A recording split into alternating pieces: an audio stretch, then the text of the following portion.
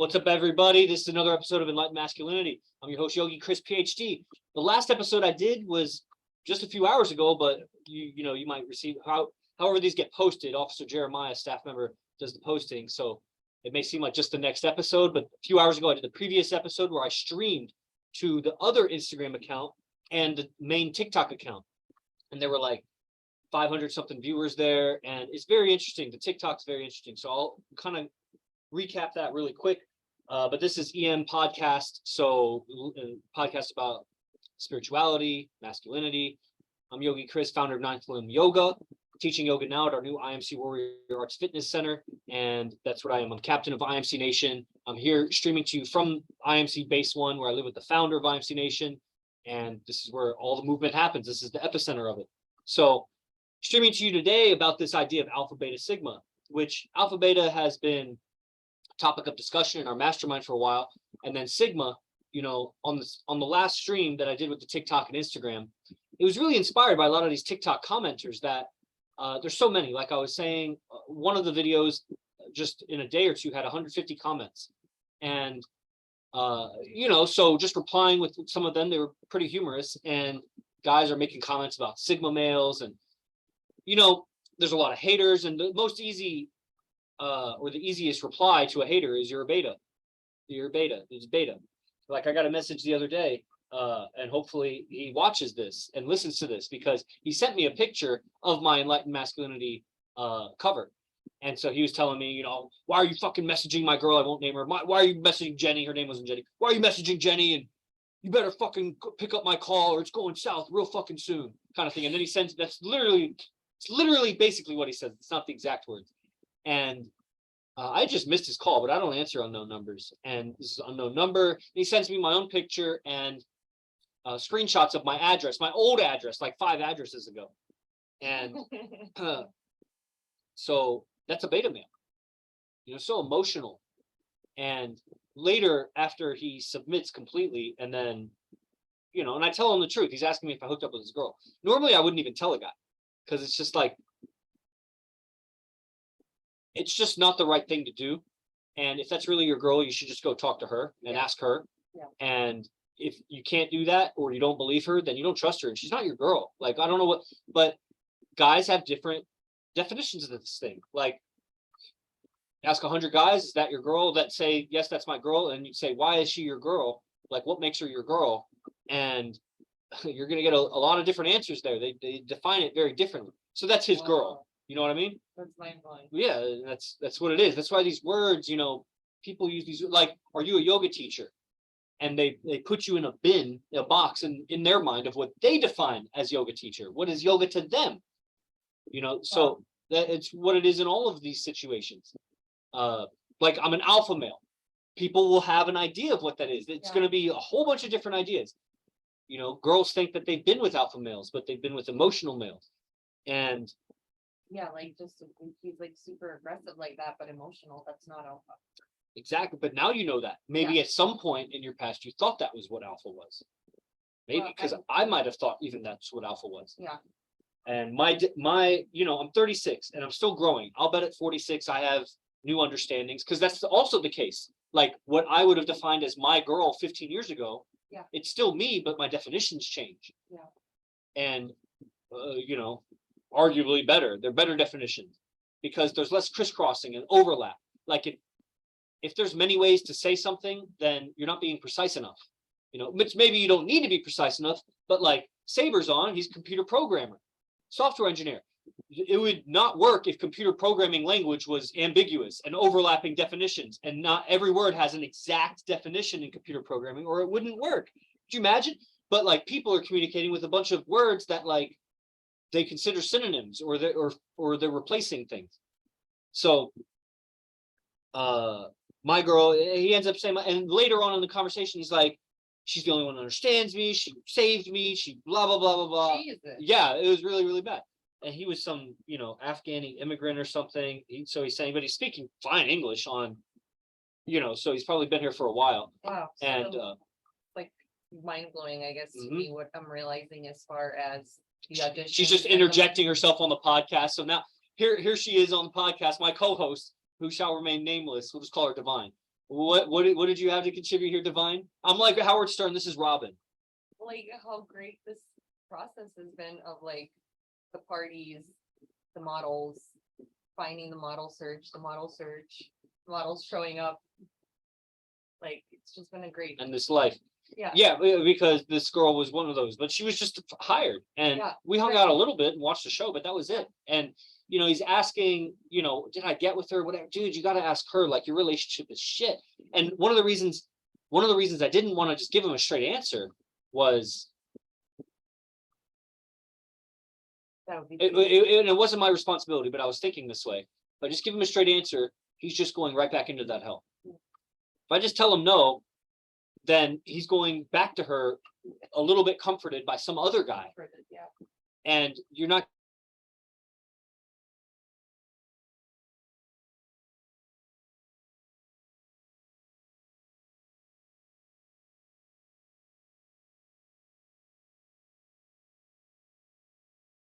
Is fighting for alpha position. It's basically what a beta is.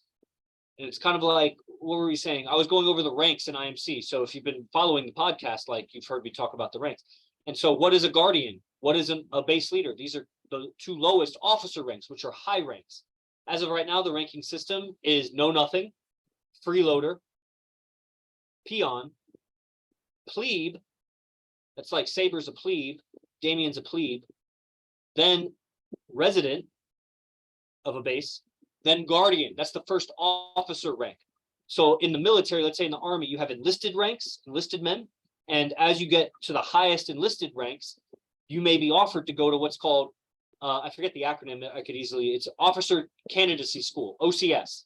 You go to Officer Candidacy School, which is like, so officers are produced at military academies. You go to like West Point or Naval Academy or Air Force Academy. West Point is the Army Academy. And 4-year college degree, and you come out as an Army officer or a military officer. That's how you, and the first rank is like second lieutenant or something. That's the lowest officer's rank. Below that are all the enlisted men ranks. E1, E2, E3, whatever the fuck the ranks are. And so in IMC, the enlisted men ranks are know nothing, freeloader, peon, plebe, resident. Resident is the highest rank. So if you're IMC Nation and you live in a base with other guys, but you're not yet an officer, you're a resident. The highest non-officer rank. Then guardian, base leader, lieutenant, kusei, tribal leader, captain, which I am, and founder. And those are the officer ranks. So guardian and base leader are the lowest officer ranks, which are still very high ranks. And they kind of define each other because the guardian is led by his base leader and the base leader is supported by his guardians. And why was I bringing that up? Talking about this guy, and then how was I saying? Guys fighting to be alpha. Pecking order, alpha. Oh yeah, beta and alpha kind of define each other, just like guardian and base leader define each other. I mean, and you could call the guardian, I guess, beta to his base leader. That's not in the way we're doing things, because the alpha and beta are mating terms, and so it's very related to women. Now, leading men is related to getting women, but in any organization, you could have a bunch of alpha men that are agreeing to cooperate, and then there is a hierarchy for the organization, Right. and that doesn't make the man a beta man. Right. You could consider it, if that's how you have to think about it, like he's beta to the alpha or whatever, and he's striving to become an alpha in his own right. Okay, but that's not in the context I'm using it, so I'm just clarifying that. So alpha, a beta is fighting to become the alpha. He picks fights. That's like the haters that come on is a very clear example of a beta male. He's looking to get the attention so that people follow him. Then there's the and so the alpha doesn't do that. The alpha could be beta. He goes onto someone else's stream and becomes a hater, or he's out and he's looking to get the attention. Now, there's a lot involved here with intention and subtle communication. For example, the guy could get up and dance. It doesn't have to be flamboyant dancing. He's just moving to the music or whatever at some bar or restaurant where there's some music playing. Now, is he doing it to get attention because he's looking around, or he starts to feel down if he doesn't get the right attention after a minute or two? Or is he moved by the music and he's expressing himself and then he goes and sits down? he may or may not get the attention in either case, but the man who does it for his own self-fulfillment, which is truly in a relationship with the divine, because it won't work if he's just a biological organism of himself, like he's doing it for a reason. But if he's doing it as an expression of this Shakti flow, of this blissful connection he feels with the moment, then it's not beta for that reason. But the man who's doing it to win attention, or AMOG, which is to alpha male over the other guy, you know, because guys will do that. If you're in a social venue and one guy's more expressive, more animated, laughing more, getting more female attention, it could shut you down. You start becoming a hater. You're like, I don't like that guy. Or you try to like one up him, or if you get an interaction with him, you'll notice this about yourself if you haven't the experience yet. Eventually you'll start dogging him. You might even get in conversation and say something negative about him to him, not even realizing there is a sexual agenda in your genetics that's come out and you've become a hater of the guy. That's beta. And alpha, in a purest sense, doesn't do that. Now, you're not going to find many pure alphas, and so you got to be relative. You'll be out there, he's relatively alpha over that guy, he's relatively beta to that guy.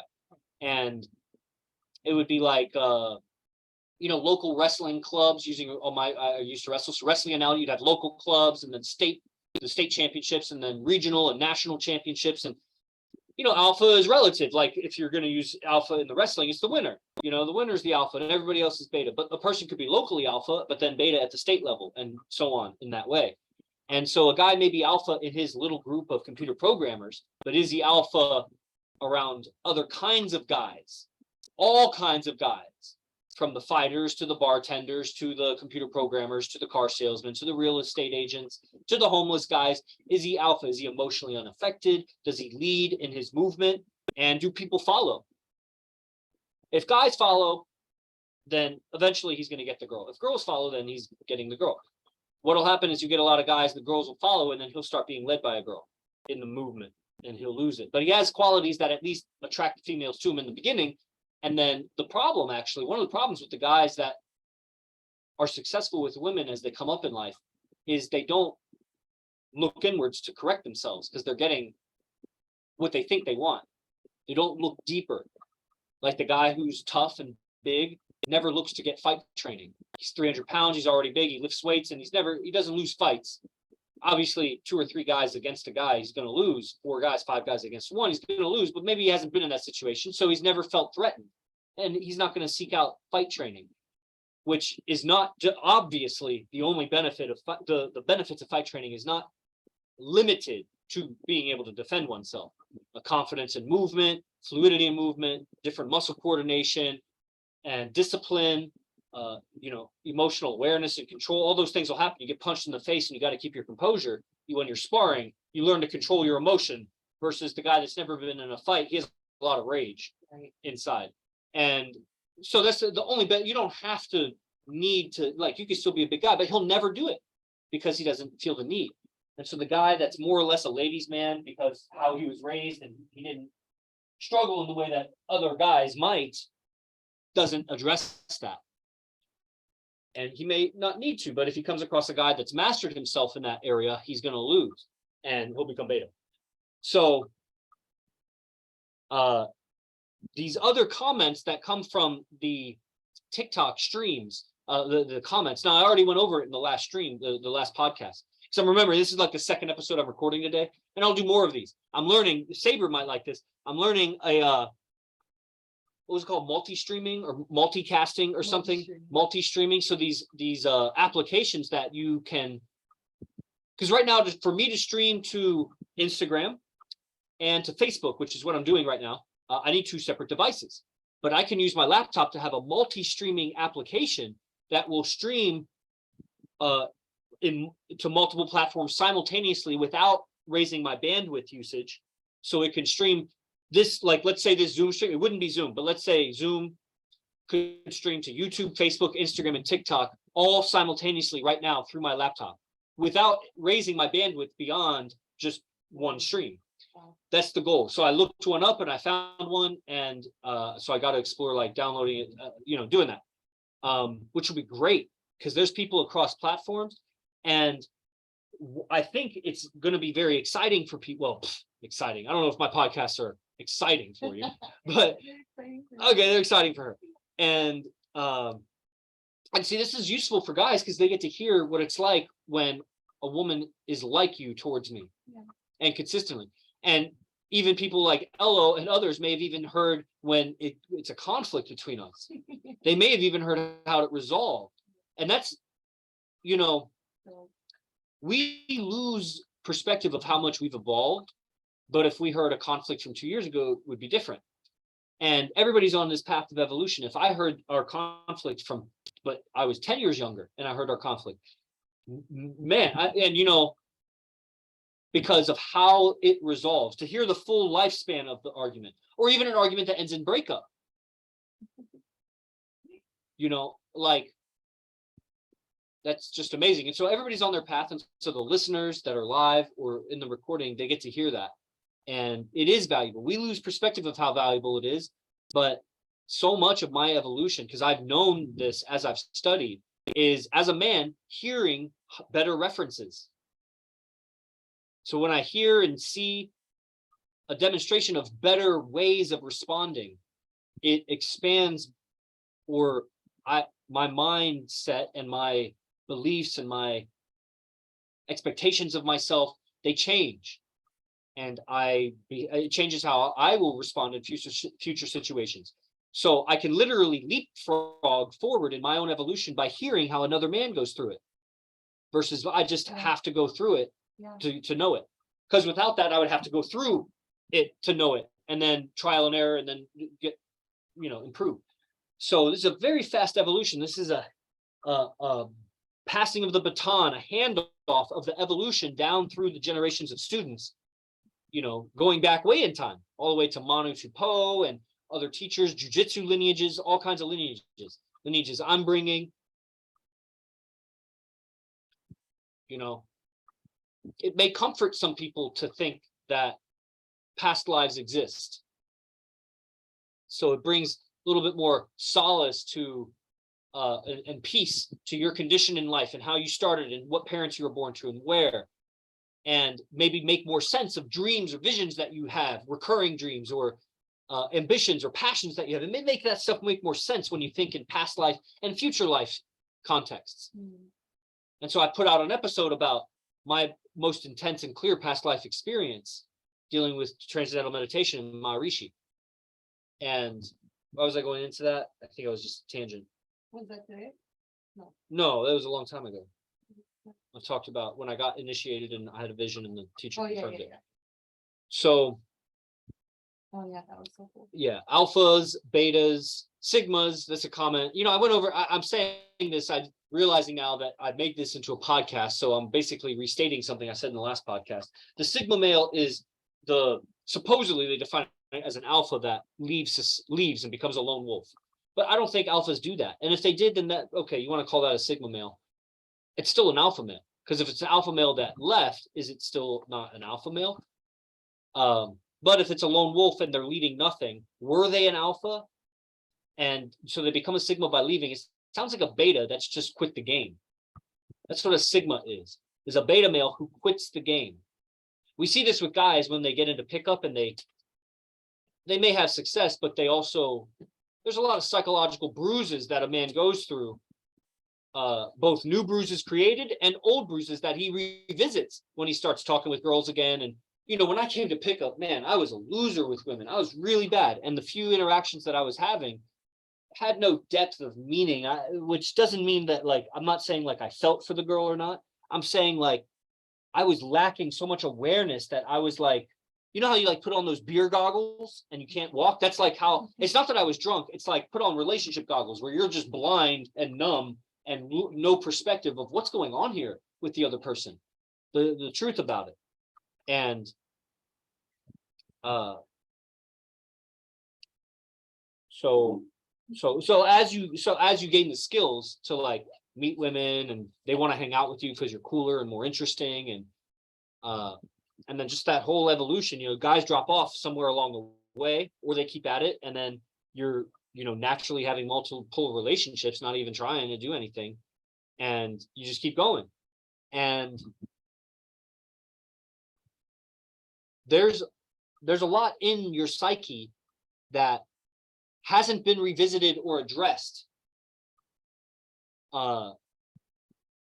which is influencing your behavior, is the reason why you're in the condition you're in. You have beliefs and ideas that you are living out that's put you in the condition you're in. You find yourself where you are with women, with life, because of the actions you've taken, and those came from the beliefs you have. And some of the changing beliefs, it's almost like they have like little force fields around them or something. Like there's a resistance to changing beliefs. And those strongest force fields deal with your beliefs around women as men. And for women, probably deals with their ideas about men. So you'll feel the most repulsion on some of those ideas. And as you shift and change and your expression of yourself changes and women are around you, you'll find yourself in situations that you are unfamiliar with. And it's kind of like your consciousness will graze across some of the bruises and aberrations of thinking, the illogical ways of thinking and the wrong beliefs that you have, that is creating suffering in your life because you believe you should act this way or speak this way, but that's creating a negative result and that's bringing pain. So if you do the right thing, which you may not even know what that is, that brings pain because you believe that the other thing is right. So you believe you're doing wrong, which hurts. Or you do what you think is right, but you're getting a wrong result or a painful result, and that hurts. And so you're like in this place. So you're going to come across that time and time and time again on your evolution as a man in this art. You know. Women too are different. Yeah, I mean, that's the basic situation. Yeah. The woman has wrong beliefs, and so doing the right thing doesn't feel right. But then doing what she thinks is right is bringing on suffering. Yeah, so she's caught between a rock and a hard place. Yeah. And she needs guidance, and she needs to follow guidance, submit to guidance. And that takes trust and, so many things. She's got, en route to all that, she's got all these resistances and bruises or whatever we call it. How does she know that? How does she know? She know what? A woman. How does the woman know how to let go of the trust? Does it take let go of the trust, or like let go of the resistance in order to trust? Like, what do you think has to happen? Well, what do you think? So you have a female perspective. Have you ever resisted trusting me? No. Okay, that's false. So you're not. You've included that, which means forgotten. You have amnesia, convenient amnesia about all those. So, how does she trust? There's two things. The one is, should she trust? Because you don't want to trust something that you shouldn't be trusting. So that's an actual fact that I'm not here saying whether she should trust him or not based on no information about the situation. Right. So the second part of that is, ultimately, trust is an idea that you have about a person. You don't ever know you don't know them. You just have perceptions about them that have gone through your senses and you've interpreted it. And so you believe this about, you believe you trust or you believe you distrust. And so the solution is you need trusting thoughts. And well, you need thoughts that bring about trust. And so let's say he doesn't trust her because he knows that or he thinks that she's been cheating and he's been playing out those images in his mind. And so he's not trusting. But if he was playing out different images in his mind, that she's loyal at home cooking him dinner or something, he wouldn't experience distrust. Wow. The actual fact is she may be cheating or she may not. I don't know. I'm not here to say because I don't know the situation. But the experience and feeling of trust is, what ideas are you holding about the person? Wow. And then how do people, so then first thing you would do. So as a woman, I don't try to make a girl trust me, but if she's in confusion, I may want to bring some clarity because she's here for me to guide. Yeah. So, guiding is what I'll do. But if it's, there's just a level of respect or something like, and if I don't want to deal with it, if I don't want to handle it, and then sometimes I'll feel like I gave up, kind of like that text with the guy. I blocked him because I didn't want to deal with it. And then an hour later, I'm like, but I just didn't face it, unblock it. All right. I know it's a waste of my time, but so is me thinking about it is a waste of my time. So what's the quickest route here? So you give a girl some opportunity, you guide her, and then she resists, and then you really want to resist, and that's what it comes down to is if I'm going to have a girl trust me, I'm going to put her mind on trusting ideas. Yeah, Because she is just entertaining non-trusting ideas. that's really cool. So that's all it is. And then if she doesn't submit to my guidance and follow my lead mentally to think trusting ideas, then what are you going to do? Wow. I can't chase a girl. It's just not logical. I'm not going to chase a girl to trust me. That's what he's doing. The guy that hater that messaged me, he's chasing her down to get her to like him. Basically, he's chasing her down so that he can trust her. I don't know, I kind of mixed up some ideas there, but basically how I would get a girl, if she's like distrusting, like if she's asking me about other women and I get a sense that she's like the way she's questioning her grammar, or if it's in person, her tonality or on the phone or whatever. And it's like in your tone and in your words, I get the idea, and I'm not being emotional right now. So, I mean, I may be misinterpreting, but Yeah. if I'm not being emotional, I don't think I'm filtering this too much. What I'm perceiving as a communicator, and a good one, is that you're not trusting me. You're thinking something's hidden here, or that, you're being duped somehow. You would call it out maybe. Well, I'm just saying that's my frame when I hear that. Yeah. So then I may question, so I get to some ideas, and she may be like, well,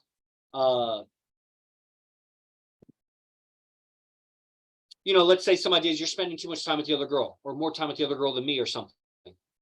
And it's like, okay, so the more you focus on the time of me with another girl, you get jealous, you get hateful, you get like this, distrusting. But the more you focus on your time with me and not the time that I'm with some other girl, given that you're going to have whatever time with me that you're going to have, that's just bringing the thoughts back to what's in your control, because you're not going to control me. And your distrust of what's going on behind your back, like you're going to be talked bad about, or I'm talking bad about you to the other girl or something, those are distrusting thoughts. As a person is playing out some ideas that they're feeling. Like if that was legitimately happen, I can understand why you would not like that. If that was happening, then you have a right to be distrustful, because it's actually what's happening. But if that's not what's happening, you're having an experience that you're playing out in your head. So, and it's the same thing with a guy may not trust the other guy with money or something. And it's like, well, how are you really handling that money? And then as they communicate, then he gets the right idea of how it's being handled. And then he trusts again. But then the guy may be being a criminal to him. And so he's just saying what the guy wants to hear. So he starts trusting him. Meanwhile, he does some nefarious things. So that's why I'm saying it's a two-part answer. Yeah. There's the actual fact of should they be trusted? Yeah. And then there's the kind of reality of it is that your experience is subjective anyway. Whether or not I'm trustworthy or not, do you trust me or not is a separate thing. Yeah. That's the reason why I was asking is like I partially talked about it a little bit on my podcast, and I kind of also gave a two-part answer. And that ladies podcast. So ladies watching this, just DM me. Yeah. And then the first part was what you said, like, do you know if he can be trusted? Have you kind of like figured that out? Do you know what do you know about him? What he does, his ethics and stuff. And then the second part, I think I was like, when I established that about my love that I do because of this, and this, I just surrendered. And then I just realized that if I'm upset, he said to do something, but I don't like it based off of my first, analysis of like, I actually just trust this person because of boom, boom, boom, all of these reasons. Like, I'm just going to surrender to the situation and find a way to handle my own emotional state about it, because it's not you, because I've already decided I trust you because of all of these situations. Yeah, and that's the thing. And so me as a man, and this is also something that I got to remind the woman of sometimes, just as my responsibility, because it doesn't take that much effort to remind her that you'd be worse off without me. And I know that. I know that. But see, when the woman starts getting bossy and thinking she knows right, she's not thinking that. She's not thinking, I'm about to shoot myself in the foot and then limp for the rest of my life. So I got to remind her. And then is it the actual fact? So then you get manipulative guys that are always trying to convince the girl of that. Like the pickup artist that tries to convince the girl and may succeed in convincing the girl that he's higher value than her. But eventually she sniffs out the truth somewhere in the pickup or somewhere in the seduction or somewhere they start a relationship. And then that's a beta that's been masquerading as an alpha because he learned some techniques. So, because ultimately it is a behavior, like she's perceiving something. You could be alpha or not. She may see you as beta or not. Right. It's not your responsibility for her, how she perceives you.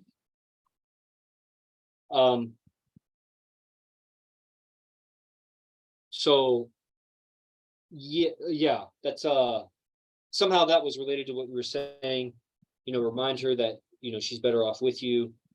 And so you just got to know that. And yeah, if she doesn't like what you're commanding her to do, then we got to look at this. I said to this lady the other day that it was just in passing, and I said, oh, this is really good.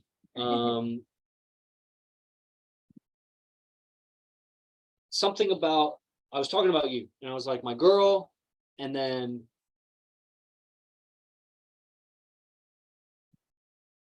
how did this come up? Talking about yoga studios. Somehow it came up that my girl just listens to me. She follows my direction. I wish I remembered the context how it comes up, but I was like, it's not like going to multiple teachers and like, man, it would be impactful if I remembered how it came from. But the example I gave was, it's not like she just needs to listen to me. Like, she can't be going to her priest and getting some ideas and then coming over here and like having contradictory ideas, going to her yoga teacher and getting contradictory ideas, going to her fitness instructor and getting contradictory ideas, Right. and then bringing that problem home. Like, no, she follows my lead. And then the lady kind of looked inward, and I could tell it struck a chord. And I was like, it struck a chord, huh? And she was like, yeah, that was something. And then, because she's married, and I had to go. I was late for a meeting. But before I realized that, because someone called me because I was late, she said, well, what about, and that's where you have her, because then she's asking questions. And then she says, well, can't she learn something and bring something to the relationship that she's learned or whatever? And I was like, and that's when I got called. I was like, oh, I got to go. But that's a really good question. So maybe we'll pick it up at some point in the future. Well, But- what's she at when I hear your answer? Well, here's whatever's come to mind right now. I haven't thought this out that Okay, much. okay. But the idea is, of course, I would want to, like, let's say you have a playlist with me. I'm learning all kinds of music that I wouldn't have without you. Yeah. I wouldn't find that. I'm learning. And some of the songs I genuinely like, I will play in my own time because I like it. It's the same way with, let's say you're learning meridians. I'm not saying I can't learn something from you. Yeah. I'm not even saying that you can't watch some teacher. You're watching some lady teacher and you learn something. As far as guy teacher, if it's somebody that I've recommended. Now, if people might be in the relationship where they're not like commanding their girl, like, don't listen to guys, or whatever. The reason that happens, why I have that standard, is because if I don't have that, you will inevitably bring me ideas that are contradicting to mine, and it will be because you had followed another man's advice. I've been in enough relationships and seen it play out that if the girl is studying whatever and she's studying other guys because the guy has a deeper, how dogs like listen to the man when he yells and it's deeper pitch, but then the lady or the kid, it's like, hey, get over here, sit. And it's like higher pitch. The dog doesn't listen, and then the man's like, sit, and the dog sits. We listen to the more commanding tonality. She's going to naturally follow some ideas that the pastor or the preacher or the self-help coach or whatever is saying, if he's a man, because she's designed to follow a man's advice. And if he has certainty about what he's talking about, like, it's just going to happen. Especially if she's a soft, feminine woman. That's why women lose their femininity, because they keep getting pulled into different leads, and they eventually get lost, and they find themselves in relationships that they hate, and then they cut themselves off to following. Oh my gosh. But then they ruin themselves as women. And so it takes a hyper alpha man to come in so that she submits. But then she's got tons of trauma, drama, all that garbage. And so, what am I bringing up? Oh, this lady. Oh, so the fact is that she could learn, but then I have boundaries that you don't study other guys unless I've given you, access, referrals or permission to do that, because it's going to happen that you're going to bring ideas that conflict with me. Now, even studying women, the girl at some point will bring ideas that conflict. And just the root of the problem is you can't conflict with me. That's just Gabby's on. Sorry, she saw the link late. Right on. I mean, this is the time on Mondays until it changes. So, just keep up, pay attention. So she will and that's just the wrong behavior. She can bring any ideas that she wants, but my rule is the final rule. And so why am I saying all this? Because I'm not always right. It would be a mistake for the guy to think that I gotta always be right to do in this role. No, what you gotta be is higher value than her. Yeah. So that if she departs because of some disagreement with you, she's worse off. And as long as you have that over her head, then you don't have to be right all the time. You just gotta be right more than her. And more than any of her other options.